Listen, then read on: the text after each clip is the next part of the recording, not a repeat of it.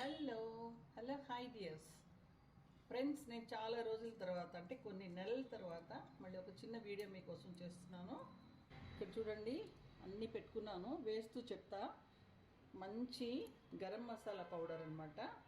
ఇది కూరల్లోకి, ఫ్రైకి, అన్నింటికి కూడా చాలా బాగుంటుంది. చికెన్ ఫ్రైస్ కానీ కూరల్లోకి అన్నింటికి. ఓకే, ఇలాగా డ్రై ప్యాను వేడి చేసుకున్నాను. దాంట్లో ఒక 2 టేబుల్ స్పూన్స్ ధనియాలు వేసుకుంటున్నా, 1 టీ స్పూను జీలకర్ర, 2 స్టార్ ఎనైస్, ఇలాగా ఒక 2 మరాఠీ మొగ్గు,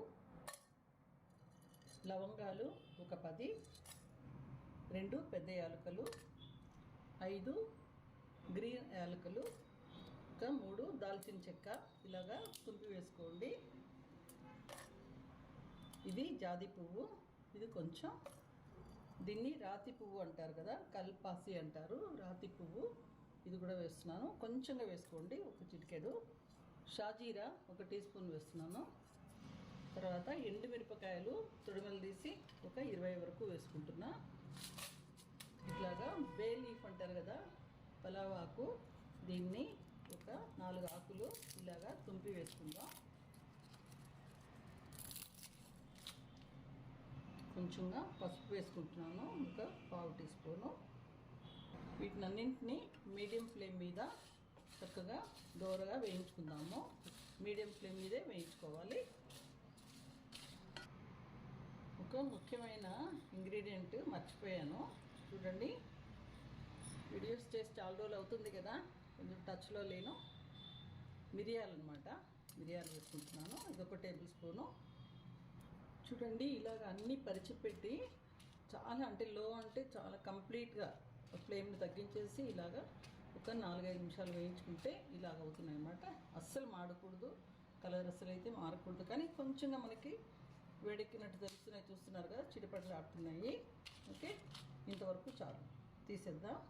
ఆరనిచ్చి నూరి చూపిస్తా. చూడండి, ఒక చిన్న మిక్సీ జార్ తీసుకున్నాను. ఇందులో ఇవన్నీ కూడా చల్లగా అయిపోయినాయి. అన్నింటినీ కూడా ఇందులో వేసుకుని గ్రైండ్ చేసుకుందాం.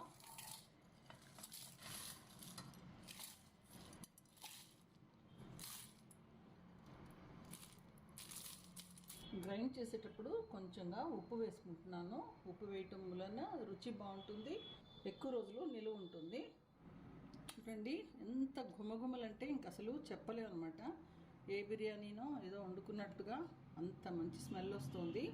తప్పకుండా చేసుకోండి. ఇది గరం మసాలా అన్ని కూరల్లోకి అంటే కొంచెంగా వేసుకోవాలి. కూరల్లోకి అయితే ఫైనల్గా వేసుకునేటప్పుడు ఇలాగా ఒక 1/2 టీ స్పూన్ వేసుకుంటే సరిపోతుంది.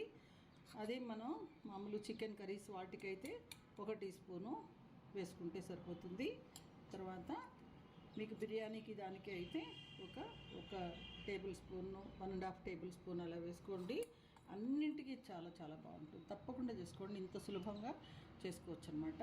తర్వాత ఇలాగా ఒక గ్లాస్ జార్ ఏదైనా తీసుకుని దాన్ని మంచిగా ఎయిర్ టైట్లో పెట్టుకున్నారంటే మీరు షెల్ఫ్లోనే ఇది మీకు 1 సంవత్సరం పాటు కూడా సువాసనలు వెదజల్లుతూ ఉంటుంది. మూత ఎక్కువగా తీసి ఉంచొద్దు. Okay, thanks for watching.